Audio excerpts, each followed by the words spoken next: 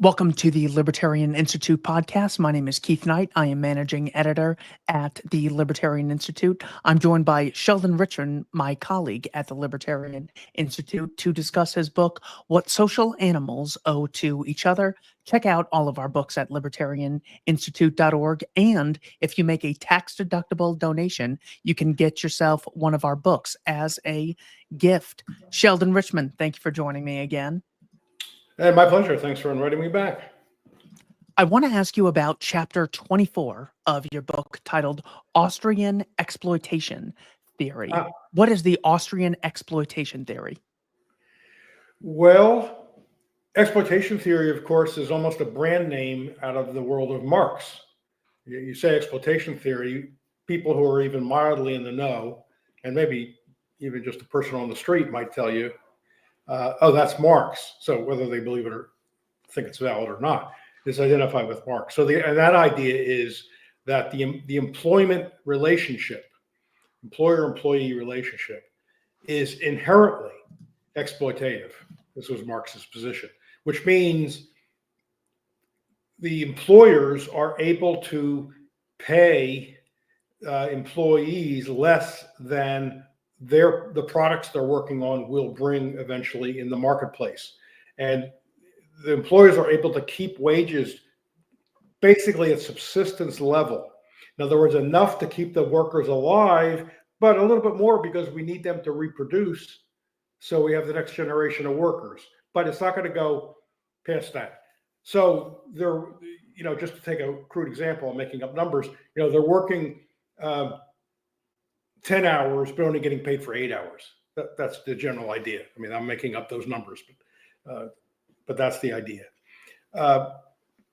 So the Austrian economists, especially the second generation in Austria, Eugen von Bombewerk, who was Karl Menger's great student and then went on to make his own contributions, he pointed out that the Marxist theory is just wrong, and then other Austrians and others have developed this ever since. And Bombewerk puts it very well because he in effect points out that Marx is not thinking about the passage of time and the fact that people tend to prefer money in the present or the nearer future over the farther future, and that's called time preference. And people will differ in their time preferences. Some people will more intensely prefer present money to future money, while others, and these are savers and investors, it's a weaker preference, right? They're willing to save and put off consumption and get money in the future, but of course they want to be compensated.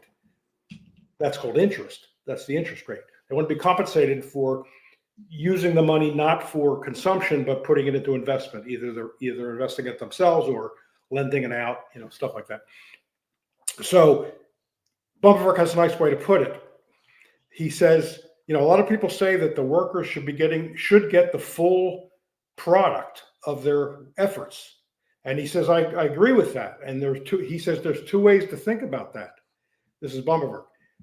It could either mean workers should get the present value in the present value of their economic value, market value of their efforts, of their labor. They should either get the present value in the present or the future value in the future. He said the problem is the Marxists think the workers should get the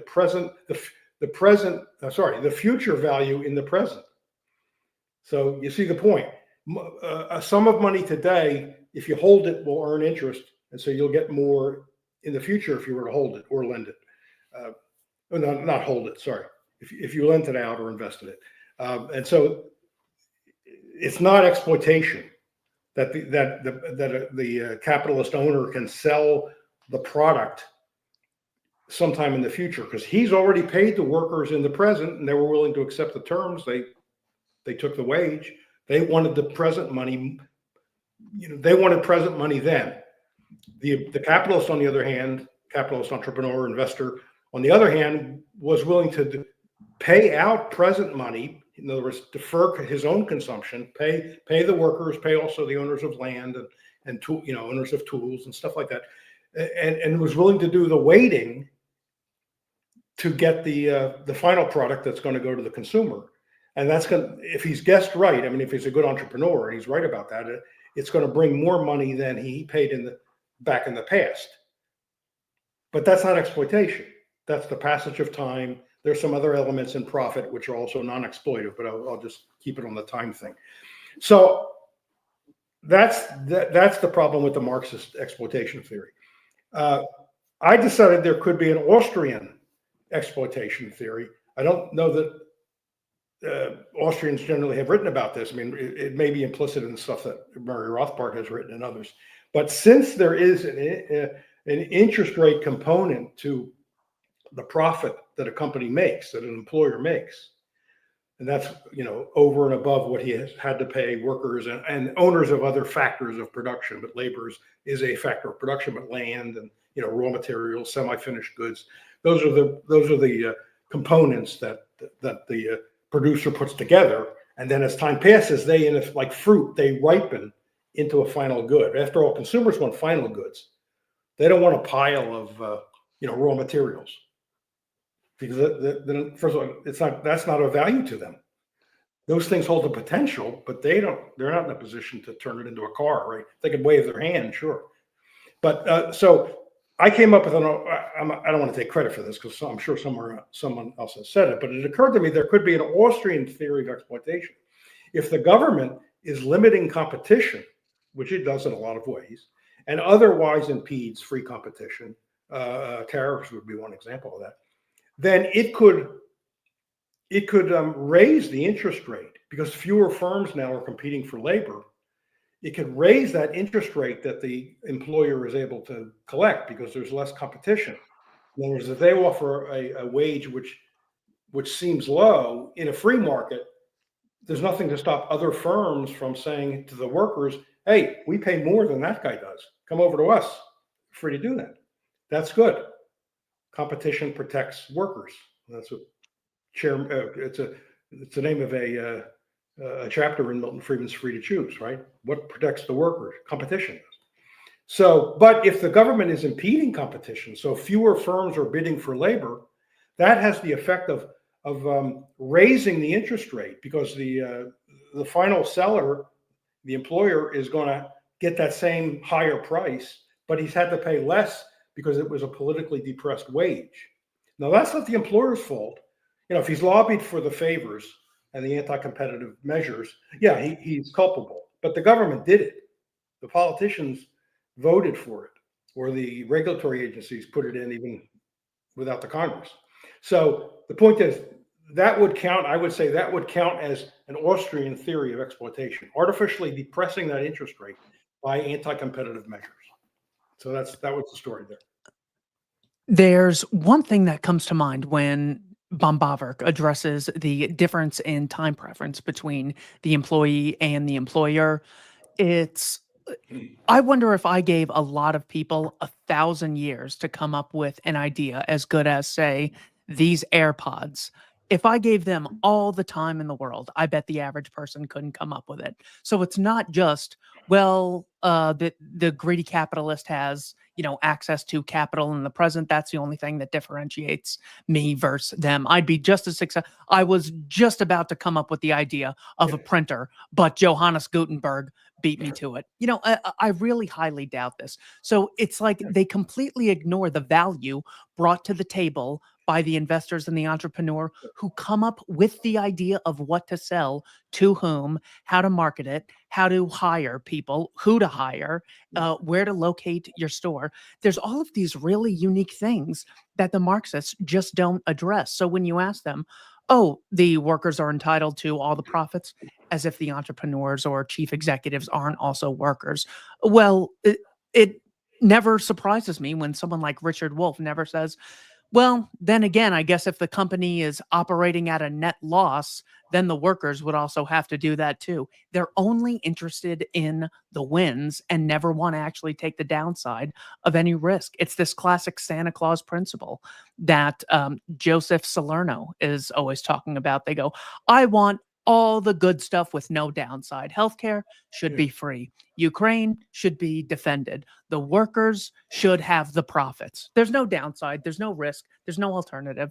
So it seems like a huge hole. Like, how do you not account for the value brought to the table by the person who comes up with the idea of what the company should do with their scarce time and resources? Have you looked into Phil Magnus's idea that Marxism was considered like a complete joke around academic circles? The only reason it got popular was because of the success of the Bolshevik Revolution.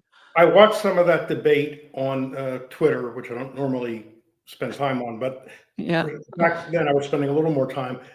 I saw that, and that was challenged by Bob Murphy, who, I have equal respect for. I like both of those Yes. guys. I've learned much from them. They write very good things. But I thought that Murphy was correct in pointing out that Bomberwerk did an awful lot of writing refuting. Sorry, a second. I want to silence my phone. Did an awful lot of debunking of Marx, and that was before 1917, which was when the Russian Revolution occurred. And I think he even looked at.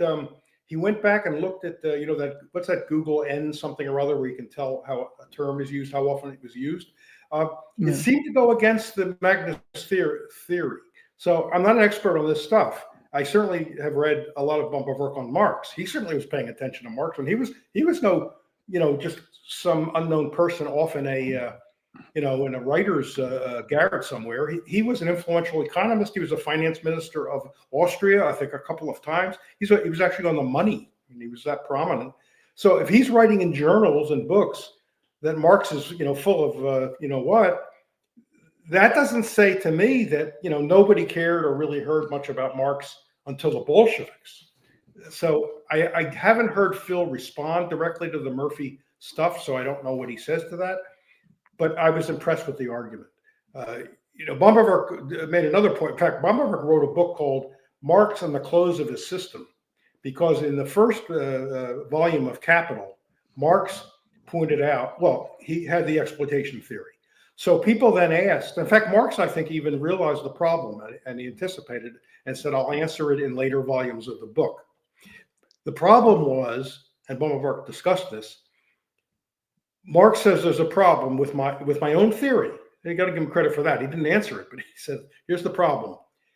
We have the exploitation theory. I mean, he was assuming that's right. And then he says, that means that labor-intensive industries ought to be more profitable than capital-intensive industries, because you can't exploit capital, machines, tools. You can exploit people. So if you have more people and fewer machines and tools, that should be more profitable. But that's not true. There tends to be a uniform, what we call rate of profit. Profit has a lot of components, interest and some other things, but I'll leave it at that to keep it simple. We know, going back to Adam Smith, and I'm sure before that there tends to be a uniform return for arbitrage reasons, right? If you're in a low return area, you're an investor, entrepreneur, capitalist in a low return area, and you see a high return area over there, you are going to shift your efforts, capital. You're going to hire labor over there.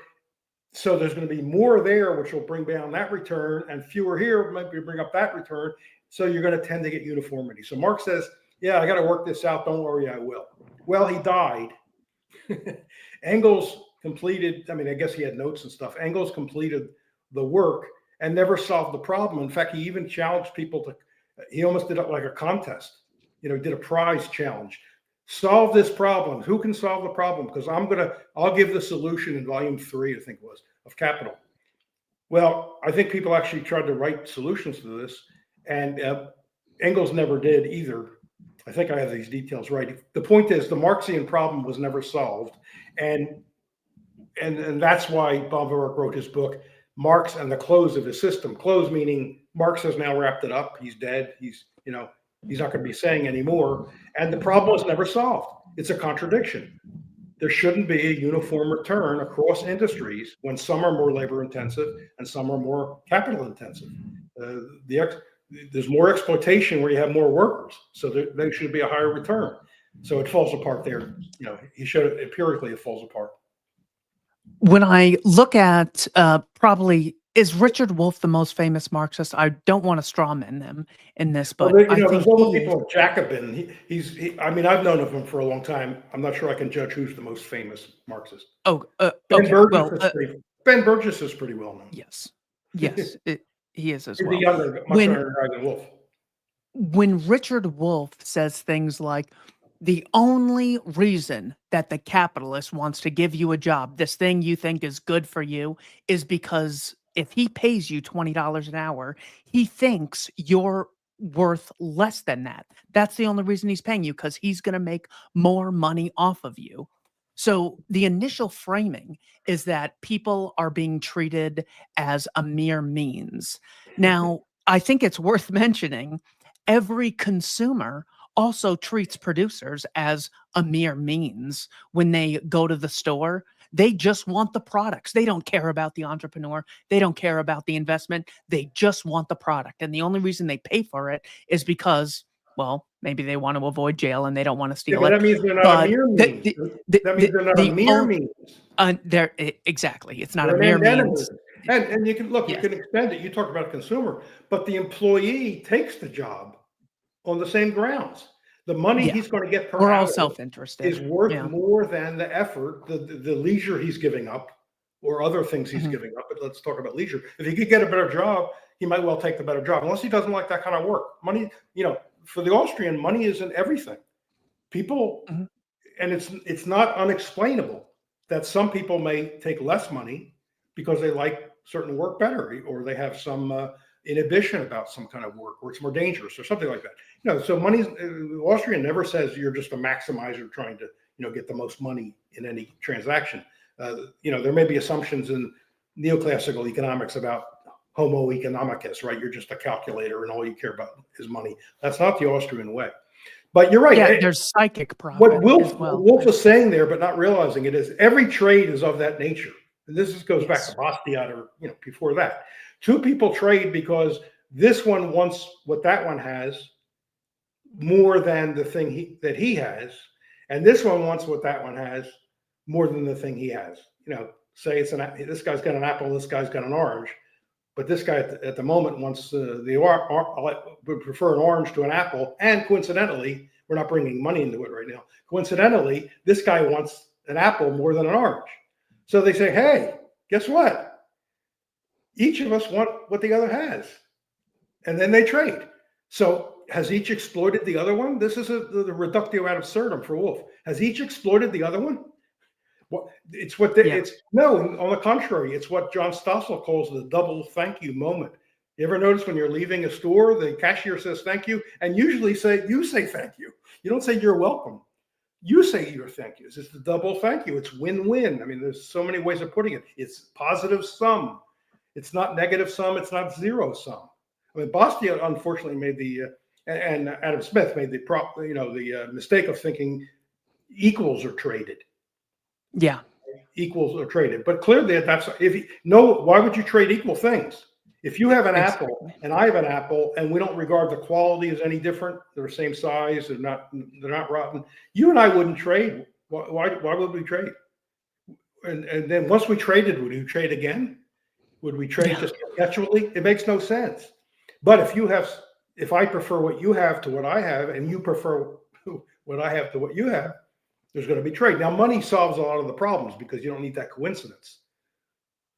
That's why money quickly emerges in a barter economy, because then you have something that, even if you don't want the thing, it's gold, silver, whatever it might be. In prison, it's been cigarettes, stuff like that.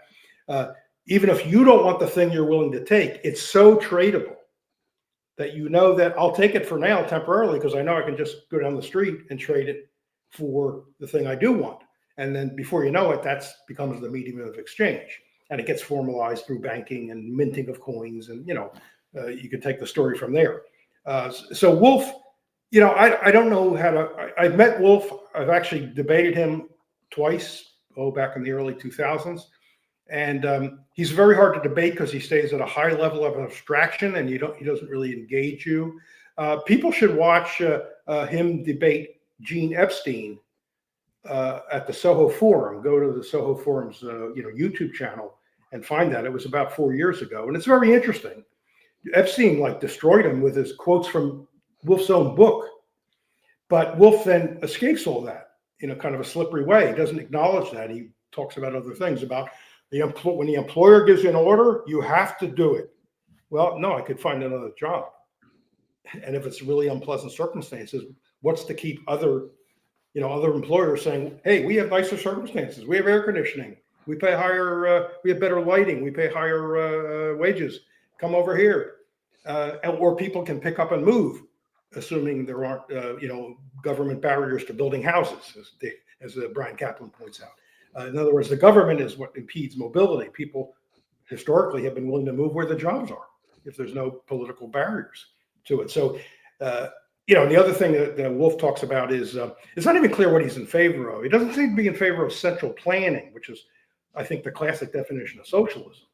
He's in favor of what I would think of as syndicalism, right? Worker-owned plants and businesses. And as Gene Epstein told him 100 times during the debate, and he never responded, there's nothing to stop anyone today from setting up a worker-owned firm. Labor unions through the pension funds have tons of money. Why aren't they investing it in worker? If they really are feeling so oppressed, why aren't they exploited? Why aren't they setting up worker ownership? But Wolf talks about it like it's this forbidden thing that would liberate workers if they could just only. And he talks about, in Spain, there's the Mondragon, worker-owned. I don't know what they do. I think they make a lot of things. Industry. That's been around for many years, but when I looked it up, I read that the Mondragon employs a lot of people who are not owners. In other words, they have regular employees too. Wolf never mentions that. Well, I can't imagine you would have almost the same issue immediately. So if we have the employees own everything and they get to execute the chief executive officers, okay, Richard Wolf wins. Now, is everyone an equal decision maker? Are they all voting on literally everything? Yes. People who have been there 10 years are now equal to the people who are there on day one of the job? I'd like to hear Wolf answer that. Life would be perpetual meetings. In fact, there's a book about that. Gene mentions it. Gene mentioned the book and the author. Gene mentions this book and author in the debate. And the author of the book pointed out that, even if you have 60 employees who are each given an hour to argue their position at one of these meetings, any given issue would take 10 hours just to hear. And whoever goes first, it's not fair, because whoever goes first, people's attention is going to be more alert for the first hour, and it will the second, then the third, the 10th hour. No one's paying attention. They're all on their iPhones. Mises has a whole section. Mises has a whole section on this in his book Socialism, but he distinguishes syndicalism from socialism, and it is different. We tend to lump that all together because there's no overall central plan, which leads to another problem for syndicalism. If you have all these worker-owned enterprises of all kinds, farms and everything else, how do they coordinate? How do we get iPencil? The story of iPencil, right? Did we talk about it the other day? There are millions of people all over the world making things and doing things that will, as if by magic, all come together and make a pencil. One of the simplest things in the world, something very cheap. I have a pencil around here somewhere. I'm going to hold it up as a prop. Here we go. I'll take your word for it. Okay. No, I got it. It's one of the simple. We take it for granted. Sometimes it's given away as for advertising, right? Because you can put the name of your company on here, and you give them away. Although people probably don't value these very highly anymore. They used to. Okay, but it's made out of there's rubber, there's this metal, whatever it is, aluminum. I don't know. There's wood, of course. There's paint, and there's graphite. I think that probably covers everything. And then there's this paint too, the gold paint that has the name Ticonderoga. Leonard Read in iPencil shows how the price system guides strangers all over the world as if they were all cooperating self-consciously. Hey, we got to get to work and make pencils. You grow trees. You do this. You grow rubber trees. You mine graphite. You mess around with chemicals to make the right paint. But of course, that's not the way it happens. There's no czar. There's no central planner. I don't understand Wolf's system. He doesn't. Neither does he. That's the one thing you guys have in common. You don't. He doesn't seem to. I never heard him say there won't be money. because that would really dig his own grave. Because if there's no money, there's no market prices, and then there's no way to calculate or use as incentives and signals and stuff like that. So I advise people to watch that debate. It's very illuminating, and Gene, of course, is very good. So one of the Austrians, Hans Hoppe, tried to take on the Marxist and Austrian class analysis. I'll just read the first section. The history of mankind is the history of class struggles. It is the history of struggles between a relatively small ruling class and a larger of the exploited. The primary form of exploitation is economic. The ruling class expropriates part of the productive output of the exploited, or as Marxists say, it appropriates a social surplus product and uses it for its own consumptive purposes. So what Hoppe is saying is that Marx is totally right. However, he has the wrong villain in the category of the exploiter. He's saying if you have people engaging in mutually beneficial voluntary exchanges, those are exchanges. There's nothing exploitative about that. But if you have a third party who says, I'm the ultimate arbiter on property that I have not justly acquired through homesteading or original appropriation, and I start unilaterally calling the shots, imposing social contracts against the will of people, saying, here's how everyone's employment agreement should be. Here's what everyone should get paid. Here are the products you can and cannot produce. Well, now I certainly seem to be the exploiter, especially when I say, oh, and 20% of what everyone gets is mine, or I put you in a cage and shoot you if you resist. He's like, hey, there really is an exploiter here. Marx was right. He was just completely wrong about who the exploiter is. Because if you look at it, if the claim is the bosses, they don't work, so they shouldn't get any money.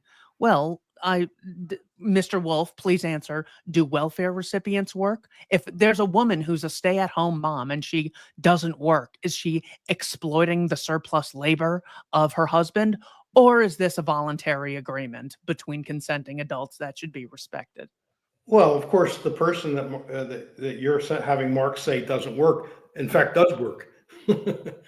Of course, he really just goes lies home, about it. The boss rarely goes home at 5 o'clock. But let me, getting back to Hoppe.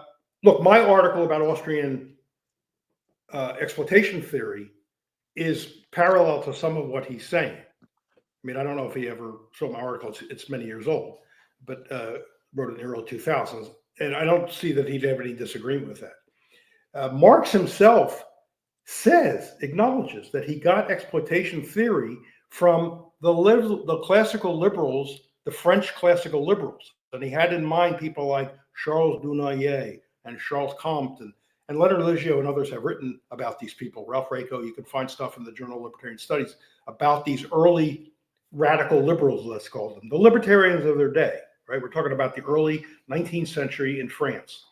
They are the ones that came up with, maybe it's the original class conflict theory, and their point was where you have taxation, where the government is taxing, no one else can tax, right?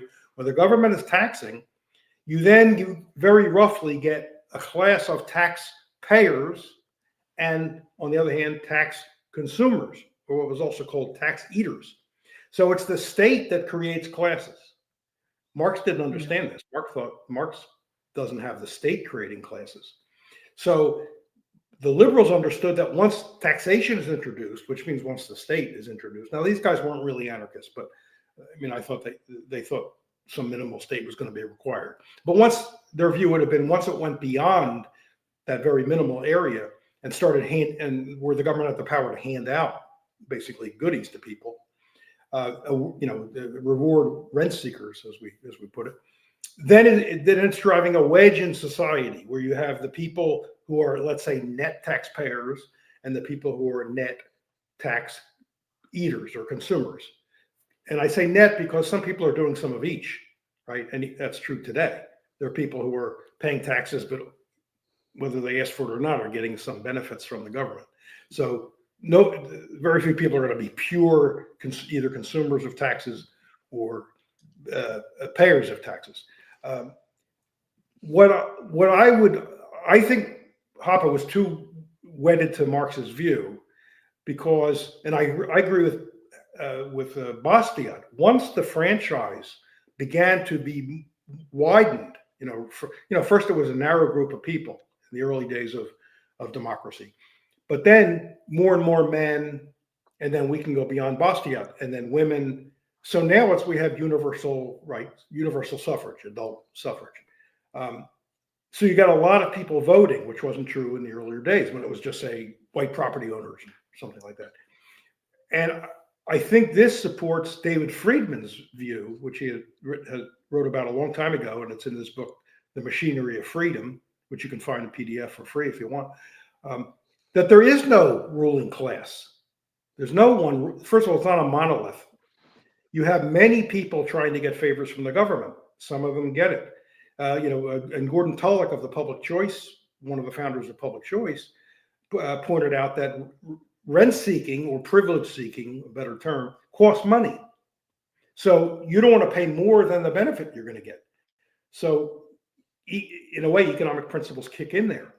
And, as an example, and the fact that it's not a monolith is very important. One member of let's call it the ruling class for convenience. One member of the ruling class's benefit is another member of the ruling class's cost. The government used to keep commercial airfares very, very high because it regulated the Consumer Civil Aeronautics Board up until the late 70s, early 80s, controlled routes and rates for airlines. You could not just say, they're charging too much, I'm going to get in and run that route too and charge less. No, you needed to get permission from the CAB, and the CAB will ask the existing airliners, do you need another company here? Yeah, like they're going to say yes. Why would they say yes? So, and we have that today with certificate of need. Yeah. And they kept rates very high. And we know that because when they deregulated, suddenly like almost everybody could fly. Certainly the whole middle class could fly routinely. High air rates benefited the airlines and their employees and the owners of the airlines, the board of directors, but the employees too, the workers. But what about all the other members of the ruling class that had to pay inflated airfares? And they fly around a lot, don't they? You think they were getting enough benefits to offset that? There's no reason to think that's the case. So if there's I don't think there's a ruling class. I think there are like many ruling classes. They're not a monolith. And even if they collude, as we know, there's always a temptation to cheat, right, on the cartel agreement. So even if they form a cartel in order to lobby favors for all of us rather than just one of us, cheating is always a temptation. We know about this in the marketplace. This is the standard answer to what about cartels in the market? Well, cartels can't be coercively enforced, and there's always an interest in cheating and selling more at a lower price in order to get more sales than you've agreed to when you were sitting in a room with your fellow cartel members. So I'm skeptical of this ruling class theory. I think, my mind has changed over the years about this. But David Friedman has been arguing this for years, that it's way oversimplified to say, wow, the ruling class manipulates everything, we're all paying for it. That's way too simple. A lot of stuff has gone in for the benefits of labor, and a lot of things go in for the alleged benefits of both employers and employees. I mean, tariffs. The people that favor tariffs think they help employees of those industries, as the ones that are protected, as much as it does the owners. There's no divide there between workers and employers when it comes to tariffs. The defenders think they're going to benefit both groups. So there's no class conflict there. The conflict is between the state and the rest of us, really. But we're chapter. Anyway, beware of oversimplifying. That's my advice. Chapter 34, How the Rich Rule. What can we learn from this chapter? Yeah, I haven't read that lately. I may think a little differently about some of that, but I was drawing on a very good paper by Walter Grinder and John Hagel that was in the Journal of Libertarian Studies back in the late 70s, maybe early 80s, about how there is lobbying for benefits, for tariffs, for subsidies, for limits on competition. I don't want to deny that happens. I just don't think it's a monolithic group that goes into representing all industry. Farmers get benefits too. And so, if you have more money, you probably have more opportunity to lobby and game the system, regulatory arbitrage, what do they call it, regulatory capture, stuff like that, than people with low income. They're busy trying to make a living and put food on the table, and people with more money, given their ideology, if they have no ideological objection to this, may well have more access to the government. And so the other thing is, and I think I talk about I talk about the Federal Reserve a lot in that piece. I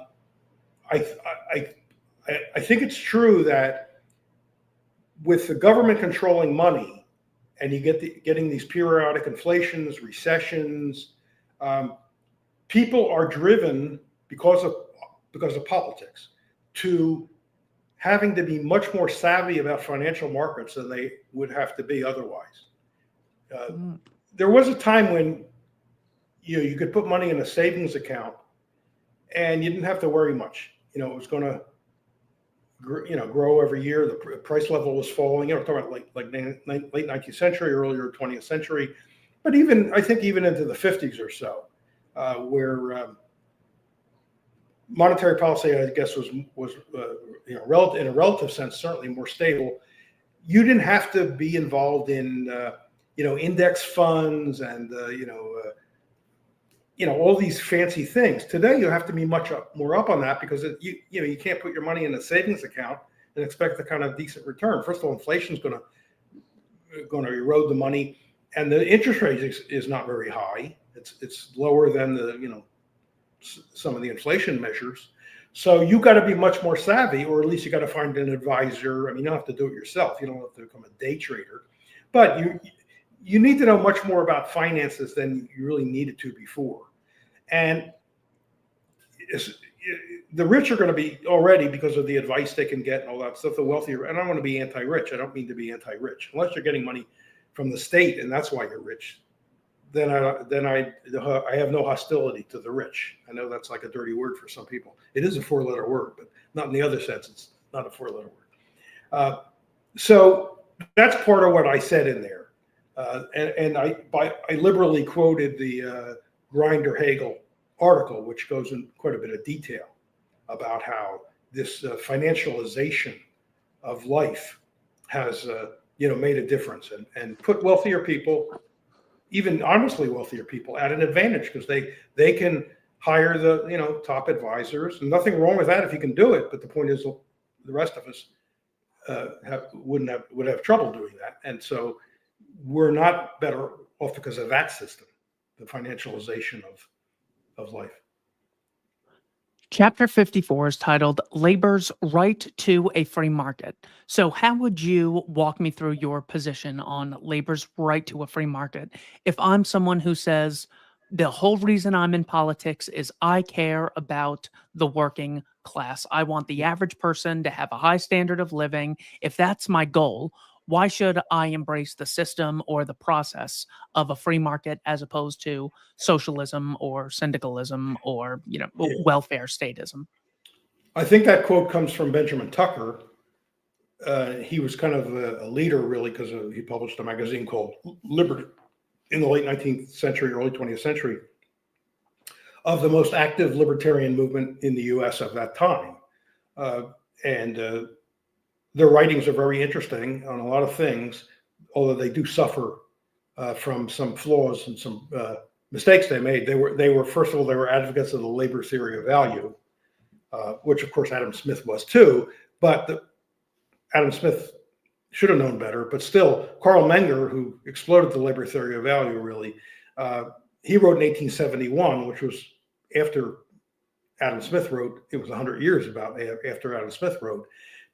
Benjamin Tucker, and his group were after, 20 years or more after Menger, so they should have known better. I don't know why they weren't aware of that. Maybe that stuff hadn't been translated by them. But there were American economists who thought of themselves as Austrian, and so I can't explain that. So if you accept the labor theory of value, you're really already on the wrong track, and it's going to take you down, a whole area of fallacies. So I don't agree with everything Tucker had to say about labor, but that quote about what labor deserves is a free market, that's a very good sentiment and something that libertarians, classical liberals can heartily endorse. In other words, no one's anti-labor. It's bedrock Austrian theory that the original factors of production, this is all through Mises and all through Rothbard, many times as Rothbard say it in Man, Economy, and State, the original factors of production are land, and by land they mean, anything, water, all natural stuff, land and labor. So even a machine has to be produced by land and labor, right? Metal coming out of the ground counts as land, and labor has to work on it. It doesn't come out of the ground as a machine, right? You get a hunk of iron which has to be turned into steel. That means it's labor applied, workers applying their effort to land of some aspect of land, and then you get tools, machines, etc., more and more sophisticated. But the Austrian position is machines, all that all those producers' goods or semi-finished goods can be resolved as land and labor. If you trace it back, it's land and labor. So that's not slighting labor, and it's not slighting landowners either, or owners of mines and stuff like that. So labor is right at the center of it. But it does relate to what I was saying about Baumwollwerk before. Do you want to be paid now, or do you want to be paid when a year from now, when the good is finished? And there are a whole bunch of people who say, no, I'd like to be paid now. And so therefore they don't get the full price when it's a year later, when it's offered on the market. They get the present value back when it was present, at that point. So because I'm thinking, if I am a laborer and I have to, and I'm behind, Rawls's veil of ignorance, and I can choose anywhere on the planet to be, I would think that the place I'd want to be is one where there's a lot of capital investment, which would make my labor very productive, and where there's a lot of competition, so I could more easily say, all right, boss, you're going to mistreat me, you're going to pay me a low wage, goodbye, I'm going to go somewhere else. Those are the two things the free market operates on: the freedom of disassociation and the freedom to invest, which increases worker productivity. And those are the two things that the socialist completely ignores. The two things I, as a member of the working class, want. The statist is always telling me I should be deprived of. No, agreed. On Rawls, far from an expert on Rawls, but as I understand Rawls, if you're concerned about, which system is going to make the worst off the least bad off, that's a major principle in Rawls, as I understand them. That's the free market. Now, I don't see how you can make a choice if you're behind a veil of ignorance. You need to know something. You might as well just throw a dart then, because you're ignorant. So that seems stupid to me. I mean, someone can correct me, but that seems stupid. But if you're not behind the veil of ignorance and actually know something about social systems, it would be nice that the worst off are the least bad off they could be. Of course, nothing static. As Thomas Sowell and others point out, when they look at that bottom quintile of income, they talk about how that bottom quintile has, their wages have been stagnant. They ignore the fact that the individuals are not the same in those bottom, right? People have already moved up, and then 10 years later, you look at the bottom again, and you're saying, well, look at that. They've hardly moved since there, but it's not the same people.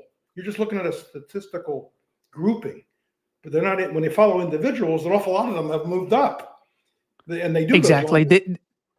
The analogy I use in domestic imperialism is, all right, there's a man doing a study on how people age. So he goes to a college in the year 2010 and notices all the freshmen are 18 years old. So he writes that down. He comes back 10 years later and all the freshmen are still 18 years old. So people at this college don't age at all. It's like, it must be the water. No, everyone ages. It's different people in that bracket. I've heard you say that, and you're perfectly right. That's a great way to illustrate it. And Sowell has been pointing this out for years and years and years, that they're not the same people. Everybody should study statistics just to protect themselves from the misuse of statistics. I mean, I wouldn't make it a compulsory course because I'm a libertarian, but I wish I'd done it. I had to. I'm no expert, but I had to pick a lot of this up along the way. But, if you read Sowell, you're going to pick up a lot of it. I mean, they'll talk about how, you realize that the median income of this group is lower than the median income of this group? And Sol says, yeah, the median age of the richer group is 56, and the median age of the poorer group is 26. Well, sure, older people have had time to gain skills and and other things that make them more money. That blasts it right out of the water. But is that going to occur to just people have never thought about this before? No, they're not. They're going to be very impressed. Oh, that's not fair. Why is that group making less than this group? Anyway, I'm getting back to your point. To cut to the chase, in a free market, workers can certainly form associations, which they are free to call unions. So if they want to do that, now an employer, since he owns the property, has a right to say, I don't want to talk to your organization. I'll talk to you individually, you workers. But he may find it convenient to talk to them. Libertarians properly should be against right to work laws, and I've written about this, and other libertarians have. A right to work law is a state law that says there can't be a union shop. In other words, even if the employer agrees with it, there can't be a requirement that you can't work there unless you join the union within 30 days or something like that. I think under freedom, an employer can agree with their workers that that's the way it's going to be. The law, there shouldn't be a state law saying, no, you can't do that. That violates the freedom of the individual owner of the plant or the company. What I don't like, and if a group of workers want to go on strike, we call it a strike. It sounds like they're quitting and won't come back unless they get their way. They have a freedom to do that, although they don't have the freedom to block other people from entering the plant, the workplace, and taking jobs. I've read stuff in Tucker that makes me nervous about his position on this. The beating up of non-union, non-strike observing workers is a crime. Or Scabs. Or destroy, a terrible word, or destroying the plant or the business, like doing actual physical damage to the property in protest. That's wrong. If people want to take want the same job at a lower rate, that they should be free to do that. They're not traitors. They're not engaging in treachery in order to be killed. And people have been killed. Now that doesn't mean I'm not defending employers who used violence gratuitously against labor organizers and stuff like that. If they did it in defense of their plants or innocent life, that's one thing. But certainly not just gratuitous violence with the cops sometimes joining in. That certainly did happen. That was all. Any libertarian should condemn that. Thanks to everyone for watching. Oh, I'm sorry. I was just going to say. Tucker's right. What workers deserve is a free market. That was Tucker. Terrific. Well, if anyone is curious in supporting the Institute that is generating ideas like this in article format, blog format, video format, audio format, please check out libertarianinstitute.org. We're doing everything we can to compete with the corporate press and universities who create these fallacies in abundance. Thanks to everyone for watching the Libertarian Institute podcast. Sheldon Richman, thank you for your time. My pleasure. Anytime.